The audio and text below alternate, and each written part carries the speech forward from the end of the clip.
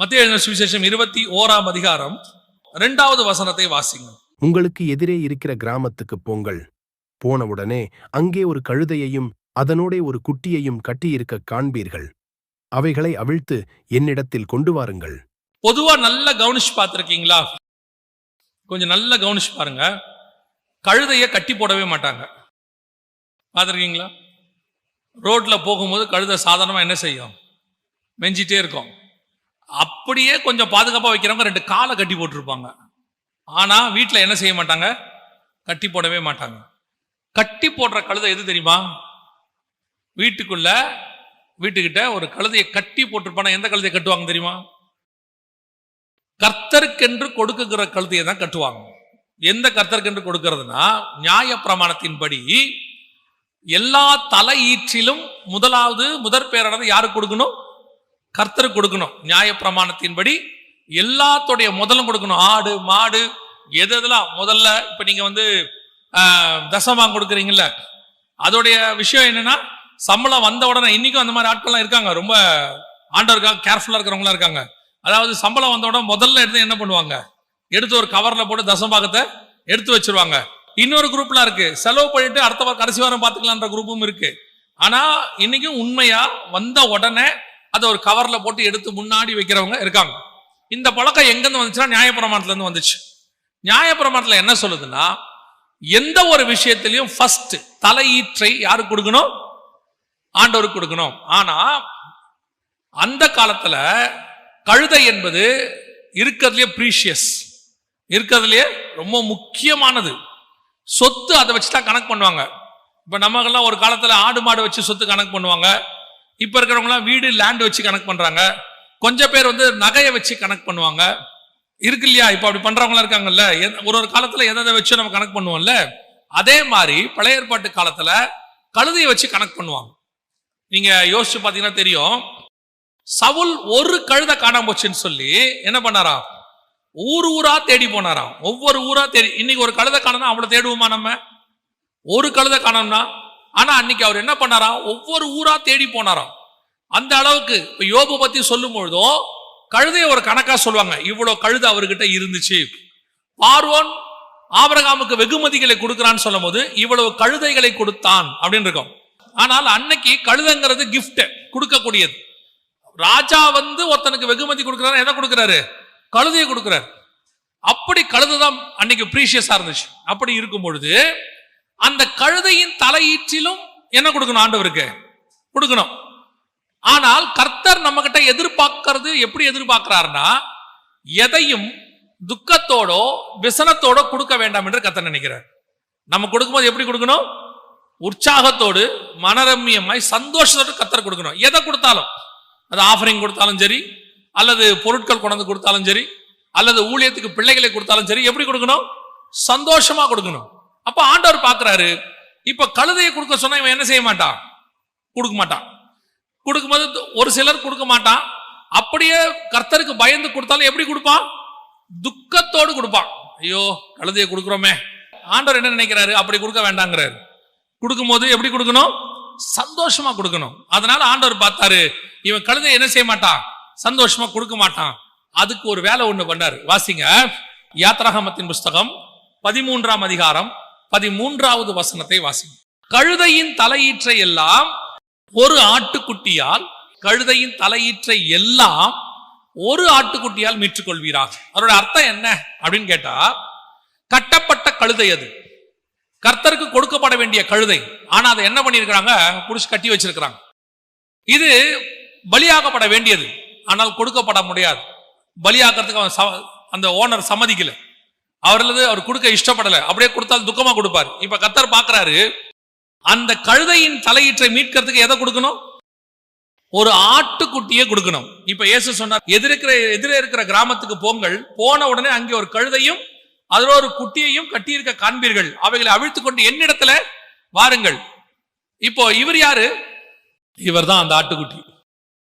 ஒரு கழுதையின் தலையீற்றை மீட்கணும்னா என்ன செய்யணும்? ஒரு ஆட்டுக்குட்டியை கொடுக்கணும்.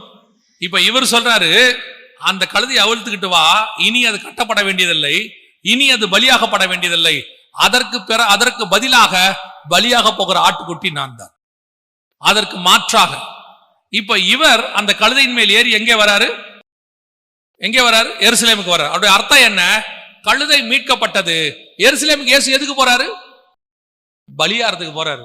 அங்கதான் அவர் என்ன பண்ண போறாங்க? ஒப்பு கொடுக்க போறாங்க. அங்கே கீழே சொல்றாரு, சொன்ன உடனே மார்க்ல சொல்லுவாரு, மனுஷகுமாரன் ஒப்பு கொடுக்கப்படுவதையும் அவர் சிலுவையில் அறையப்படுவதையும் அவர் சொன்னார்னு இருக்கும் எருசலேம்ல. அப்படின்னா என்ன அர்த்தம்? நான் எருசலேம்ல பலியாக போறேன், இந்த பலியால ஒரு கழுதையின் தலையீற்றை மீட்கலாம். அதோடைய இன்னொரு அர்த்தம் இன்னும் நல்லா புரிஞ்சுக்கோங்க. நீங்களும் நானும் தான் அந்த கழுதை. உங்களையும் என்னையும் மீட்பதற்காக அவர் பலியானார். உங்களை என்னையும் கட்டவிழ்ப்பதற்காக அவர் சிலுவையில் அறையப்பட்டார். உங்களையும் என்னையும் மரியாதை கொடுக்கிறாங்க. அத்தனை பேர் கழுதைக்கு முன்பாக என்ன பண்ணானா? விரிச்சானா. எதற்காக? மேல இவர் உட்கார்ந்தாதான் அவன் விரிப்பான் கீழே. இவ்வளவும் செய்யறதுக்கு தான் மரியின் மேலும் மரியின் குட்டியின் மேலும் அவர் வந்தார். அப்ப எதுக்காக இது கொடுக்கப்பட்டது? உங்களையும் என்னையும் மீட்பதற்காக. நீங்களும் நானும் இயேசு வருகிற வரைக்கும் கட்டப்பட்டவர்களா இருந்தோம். நான் எங்க இருந்தேன்னு கேட்காதீங்க. நம்முடைய முற்பிதாக்கள் இருந்ததுனால தான் நம்மளா வந்திருக்கிறோம். இப்போ 2000 வருஷத்துக்கு முன்னாடி கழுதையின் தலையீற்று எல்லாம் கட்டப்பட்டிருந்தது. அத்தனையும் கட்டப்பட்டிருந்தது. எல்லாத்தையும் விடுதலையாக்கும்படி இயேசு சொன்னார், எல்லாத்தையும் கட்டவிழ்த்து, எல்லாத்தையும் எங்கிட்ட கொண்டா. இல்ல ஏதாவது கேட்டா ஓனர் கேட்பானே, பிசாசு கேட்பானே. பிசாசு மோசையின் சரீரத்துக்கு கேட்டான். அவன் கேட்பானே, இவரை இந்த கழுத்தை எங்க விடுதலை ஆக்குறீங்க?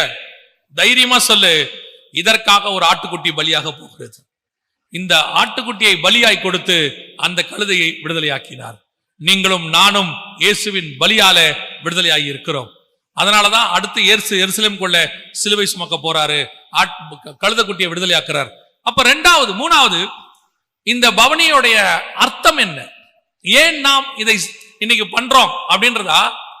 இதோடைய நோக்கம் என்ன அப்படின்னா, நீங்களும் நானும் விடுதலையாக்கப்பட்டவர்களாய் இருக்கிறோம். கர்த்தர் என்னை விடுதலையாக்கினார். நீ நடக்கும் போதெல்லாம் உங்களுக்கு ஒண்ணு தெரியணும், நான் விடுதலையாக்கப்பட்டவன். அன்னைக்கு அந்த ரோட்ல அந்த கழுதை நடக்கும் போது ஜனங்கள்லாம் விரிச்சாங்க, துணிகளையும் மரக்கிளைகளையும் கொண்டு வந்து போட்டாங்க. ஆனா அவங்க இயேசுக்காக தான் செஞ்சாங்க. ஆனா அதுல நடந்து வந்தது யாரு? கழுதுதான் நடந்து வந்துச்சு, இயேசு நடந்து வரல. அவருடைய அர்த்தம் என்ன? இன்னைக்கு நான் இங்கே விடுதலையாக்கப்பட்டவனாய் நடக்கிறேன், ஆசீர்வதிக்கப்பட்டவனாய் நடக்கிறேன். இன்னைக்கு கர்த்தர் எனக்கு எல்லாத்தையும் கொடுத்திருக்கிறாரு. இவ்வளவு ஆசீர்வாதத்துக்கு காரணம் எனக்கு மேல இருந்த ஆட்டுக்குட்டி ஒரு நாள் எனக்காக பலியாச்சு. கழுதையின் தலையீற்றெல்லாம் ஆட்டுக்குட்டியினால் மீட்கப்பட வேண்டும். யோசிச்சு பாருங்க. நீங்க பவனி போகும்போது அப்படி யோசிச்சுட்டே போயிருக்கிறீங்களா? பவனி போகும்போது நான் ஏன் நடக்கிறேன்னா, ஆண்டவர் என்னை விடுதலையாக்கி இருக்கிறார். நான் ஏன் நடக்கிறேன்னா, எனக்கு முன்பாக இவ்வளவு ஆசீர்வாதத்தை கர்த்தர் வச்சிருக்கிறார். நம்மளை பொறுத்த வரைக்கும் என்ன, இது ஒரு ஊர்வலம். ஆனால் அது ஏன் நடந்தோம்? அப்படி நடக்க சொன்னதுக்கு என்ன காரணம்? அந்த நடைக்கு பின்னால் இருக்கிற தேவனுடையதான அந்த திட்டம் என்ன அப்படின்னா, உங்களுக்கு தெரியணும், நான் விடுதலையாக்கப்பட்டவனாய் நடக்கிறேன்.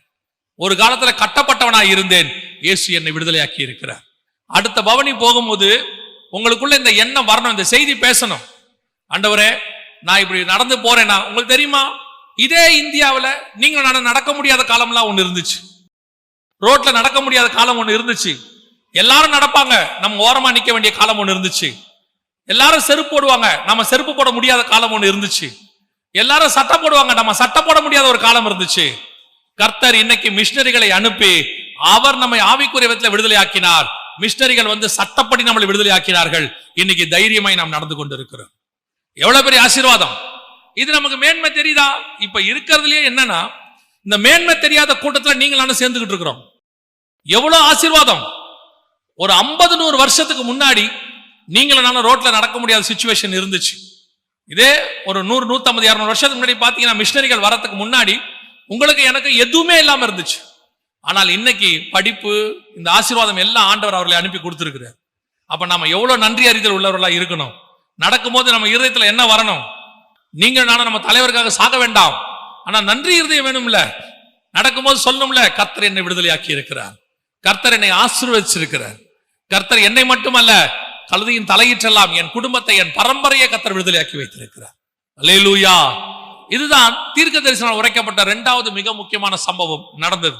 3வது இன்னும் ஒரு காரியம் இருக்கு, அதை மட்டும் சொல்லிட்டு நான் முடிக்கிறேன். ஏன் இந்த மாதிரி இயேசு கழுதையின் மேலும் கழுதையின் குட்டியின் மேலும் அந்த இடத்துக்கு வந்தாருன்னு அந்த வசனத்தை வாசிங்க. மத்தேயு எழுதின சுவிசேஷம் 21ஆம் அதிகாரம் 4-5 வசனங்களை வாசிங்க. இதோ உன் ராஜா சாந்த குணம் உள்ளவராய் கழுதையின் மேலும் கழுதை குட்டியாகிய மரியின் மேலும் ஏறிக்கொண்டு உன்னிடத்தில் வருகிறார் என்று சீயோன் குமாரத்திக்குச் சொல்லுங்கள் என்று தீர்க்கதரிசியினால் உரைக்கப்பட்டது நிறைவேறும்படி இதெல்லாம் நடந்தது. இந்த விஷயத்தை கொஞ்சம், இது தீர்க்க தரிசனத்தோட இன்னொரு கொஞ்சம் ஆழமானது, கொஞ்சம் கவனிச்சிங்கன்னா உங்களுக்கு புரியும்னு நினைக்கிறேன். இயேசு கிறிஸ்து எதை செய்தாலும் அதுக்கு பின்னாடி தேவனுடைய திட்டம் ஒன்று இருக்கும். இப்ப இயேசு எருசலேமுக்குள்ள வரும்போது ஒரு தடவை கழுதையின் மேல வரார், சரியா? இன்னொரு வசனத்தை வாசிங்க. மார்க் எழுதின சுவிசேஷம் 10ஆம் அதிகாரம் 32வது வசனம் வாசிங்க. பின்பு அவர்கள் எருசலேமுக்கு பிரயாணமாய் போகையில், நல்லா கவனிங்க, இயேசு அவர்களுக்கு முன்னே நடந்து போனார். இப்ப எப்படி வந்தாரு? முன்னாடி நீங்க பார்த்தது கழுதையின் மேல் ராஜாவாக வந்தார். இப்ப செகண்ட் டைம் நைட்டு போயிட்டாரு, பெத்தானியாவில் தங்கிட்டாரு, திருப்பி மறுநாள் வர்றார். வரும்போது இயேசு அவர்களுக்கு முன்பே நடந்து போனார். அவர்கள் திகைத்து, வசனம் என்ன சொல்லுது?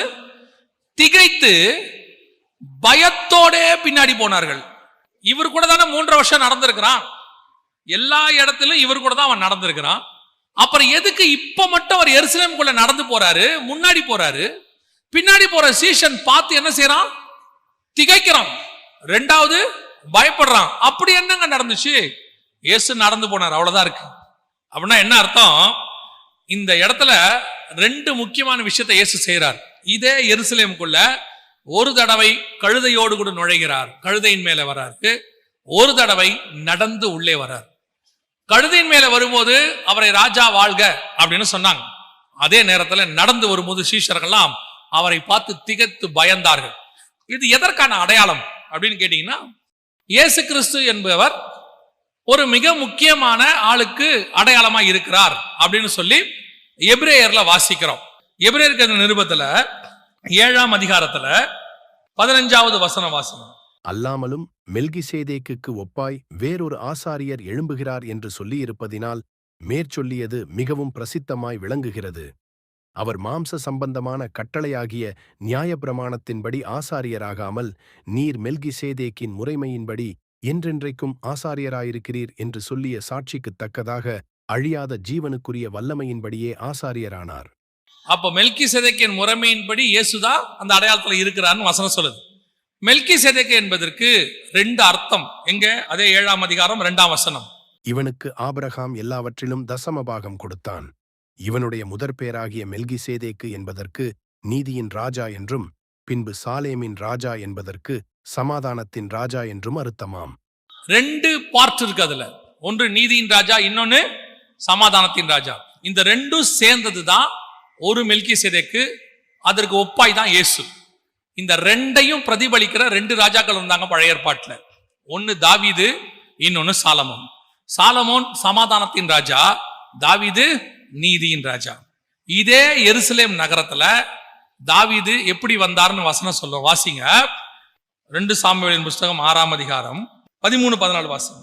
கர்த்தருடைய பெட்டியை சுமந்து போகிறவர்கள் 6 தப்படி நடந்தபோது மாடுகளையும் கொழுத்த ஆட்டுக்கடாக்களையும் பலியிட்டான். தாவீது சணல் நூல் ஏபோத்தை தரித்துக் கொண்டு தன் முழு பலத்தோடும் கர்த்தருக்கு முன்பாக நடனம் பண்ணினான். இது தாவீது அதே எருசலேமுக்குள்ள நடந்து வந்தது. அடுத்து 1 ராஜாக்கள் 1:39 வாசி.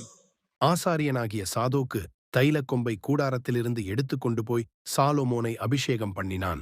அப்பொழுது எக்காளம் ஊதி ஜனங்கள் எல்லாரும் ராஜாவாகிய சாலோமோன் வாழ்க என்று வாழ்த்தினார்கள். அப்ப சாலமோன் எப்படி வந்தார் உள்ள? அதுக்கு முந்தின வசனம் சொல்லுது, சாலமோனை தாவீது ராஜாவுடைய கோவேறு கழுதையின் மேல் ஏற்றி அவனை கீகோனுக்கு நடத்தி கொண்டு போனார்கள். நல்லா கவனிச்சு பாருங்க. இதே எருசலேமுக்குள்ள தாவீது நடந்து வந்தான் முன்பாக, சாலமோன் கழுதையின் மேல் வந்தார். இவன் நீதியின் ராஜா, அவன் சமாதானத்தின் ராஜா. இந்த 2ஐயும் இயேசு செய்யணும். இந்த 2 தீர்க்க தரிசனமும் அங்க நடக்கணும். இப்ப தாவீது உள்ளே வரும்போதுதான் வஸ்திரம் விழுந்தது. அதற்கு பிறகு அவங்க ஏளனமா பேசினாங்க மீகாள். அதற்கு பிறகு கர்ப்பம் அடைக்கப்பட்டது. அப்புறம் போய் தாவீது என்ன பண்ணுவாருன்னு கேட்டீங்கன்னா, அப்பமும் ரசமும் திராட்சை ரசமும் எடுத்து கொடுப்பாரு. 6ஆம் அதிகாரத்துல திராட்சை ரசம், அப்பம், இறைச்சி 3ஐயும் எடுத்து ஜனங்களுக்கு கம்யூனியன் கொடுப்பாரு. அதே நீங்க 2 சாமுவேல் 6ஆம் அதிகாரத்துல நீங்க வாசிக்கும் போது 19வது வசனம், இஸ்ரவேலின் திரள் கூட்டமாகிய ஸ்திரீ புருஷராகிய சகல ஜனங்களுக்கு அவரவருக்கு ஒவ்வொரு அப்பத்தையும் ஒவ்வொரு இறைச்சி துண்டையும் ஒவ்வொரு திராட்சை ரசத்தையும் பங்கிட்டான். இந்த வசனத்தின்படி உள்ளே போய் தாவீது கம்யூனியன் கொடுக்கிறார். இயேசு கிறிஸ்து எருசலேமுக்குள்ள போய் கம்யூனியன் கொடுக்கிறார். ஒரு முறை உள்ளே வரும்போது இயேசு நடந்து வருகிறார், ஒரு முறை வரும்போது கழுதையின் மேல் வருகிறார். இந்த 2 பேர் செஞ்சதையும் அவர் செய்வார். இந்த தீர்க்கதரிசனம் நடக்கணும். இப்போ கணக்கின்படி இயேசு கிறிஸ்து அதன் அடையாளத்தை செஞ்சு முடிச்சிட்டார்.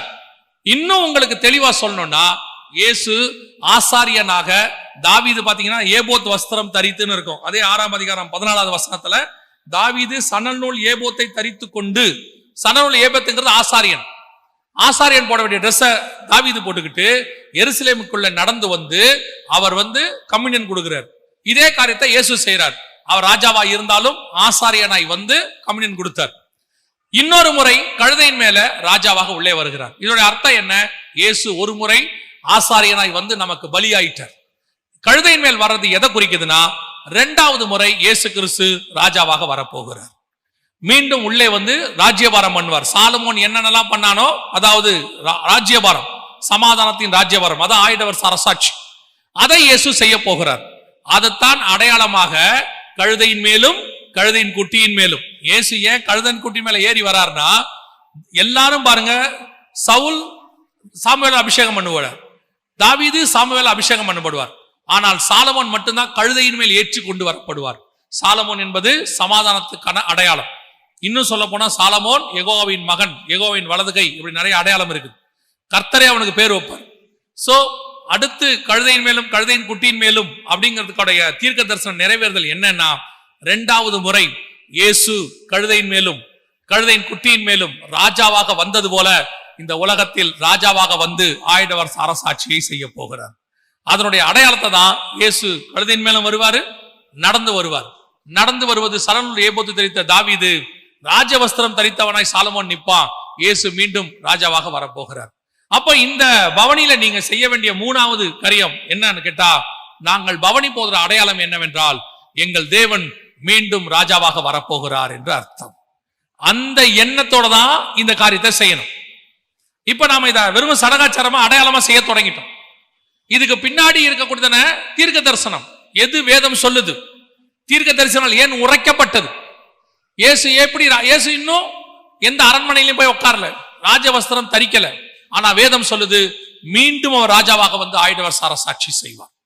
அப்போ 4வதாக நீங்கள் இதன் மூலமாக தெரிந்து கொள்ள வேண்டிய அடுத்த தீர்க்க தரிசனம் என்னவென்றால், அவர் மீண்டும் ராஜாவாக வரப்போகிறார், ஆளுகை செய்ய போகிறார் என்பதின் அடையாளம் தான் அவர் கழுதையின் மேல் வந்தது.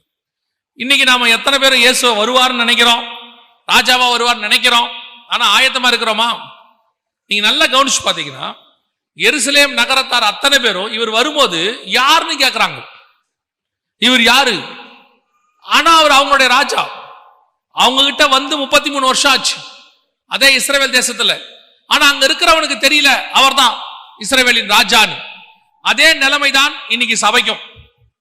இப்ப நீங்க சொல்லுவீங்க, எங்களுக்கு நல்லா தெரியுமே, இயேசு ராஜா நல்லா தெரியுமே, இயேசு வருவார்னு தெரியுமே.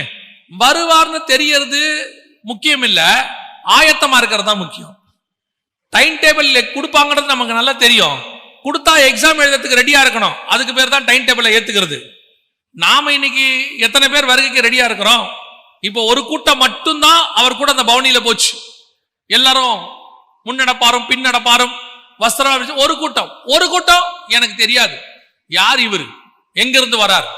அதே மாதிரிதான் ஒரு கூட்டம் தான் இயேசு ராஜாவாய் வருவதற்கு ஆயத்தமாய் இருக்கிறது, சந்திப்பதற்கு. பெரும்பான்மையான கூட்டம் ஆயத்தமாய் இல்லை. நீங்கள் இதை செஞ்சதுனால ஆயத்தம் ஆயிட்டீங்கன்னு அர்த்தம் இல்ல.